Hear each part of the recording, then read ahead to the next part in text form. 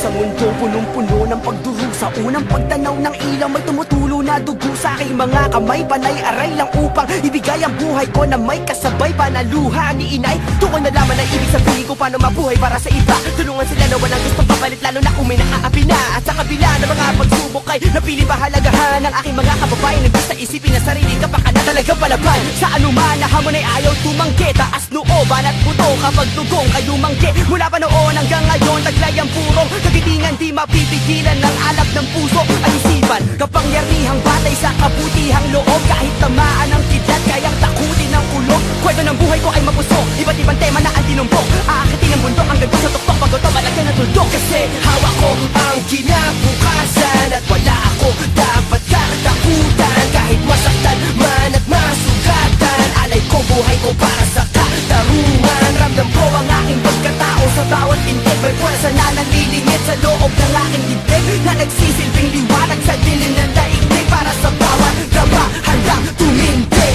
Isinilaw sa mundo, punong-puno ng pagdurusa. Unang pagtanaw ng ilaw, may tumutulo na dugo sa aking mga kamay. Panay aray lang upang ibigay ang buhay ko na may kasabay pa na luha ni inay. Doon ko nalaman ang ibig sabihin ko paano mabuhay para sa iba. Tulungan sila na walang gustong papalit, lalo na kung may naaapi na. At sa kabila ng mga pagsubok ay napili pahalagahan ng aking mga kababayan. Nagbista isipin na sarili kapag ka na talagang palaban. Sa anuman na hamon ay ayaw tumanggi. Taas nooban at buto kapag dugong kayo manggi. Mula pa noon hanggang ngayon, taglay ang purong kagitingan, di mapipigilan ng alab ng puso. Ang isipan, kapangyarihang batay sa kabutihang loob. Kahit tamaan ng kidlat, kayang takutin ng ulog. Kwento ng buhay ko ay mapusok, iba't ibang tema na ang tinumbok. Aakitin ang bundok hanggang sa tuktok, pagod to malagyan ng tuldok. Kasi hawak ko ang kinabukasan at wala ako dapat katakutan. Kahit masaktan man at masugatan, alay ko buhay ko para sa katarungan. Ramdam ko ang aking pagkatao sa bawat pintig. May puwersa na nalilingit sa loob ng aking dibdib,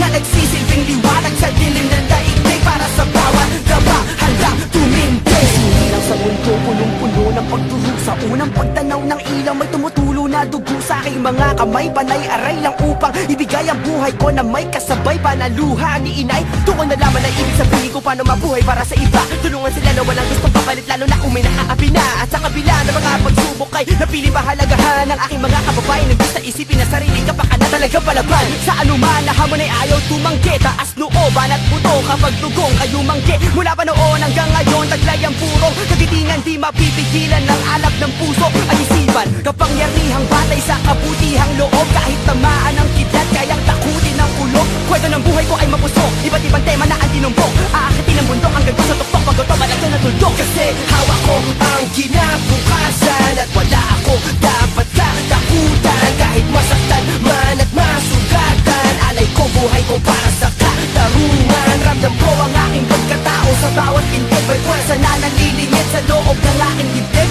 na nagsisilbing liwanag sa dilim ng daigdig. Para sa bawat gaba handang tumindig. Sa punong-puno ng pagdurusa. Unang pagtanaw ng ilaw, may tumutulo na dugo sa aking mga kamay. Panay aray lang upang ibigay ang buhay ko na may kasabay pa na luha ni inay. Doon ko nalaman ang ibig sabihin ko paano mabuhay para sa iba. Tulungan sila na walang gustong papalit, lalo na kung may naaapi na. At sa kabila ng mga pagsubok ay napili pahalagahan ng aking mga kababayan. Nagbista isipin na sarili kapag ka na talagang palaban. Sa anuman na hamon ay ayaw tumanggi. Taas nooban at buto kapag dugong kayo manggi. Mula pa noon hanggang ngayon, taglay ang purong kagitingan, di mapipigilan ng alab ng puso. Ang isipan, kapangyarihang batay sa kabutihang loob. Kahit tamaan ng kidlat,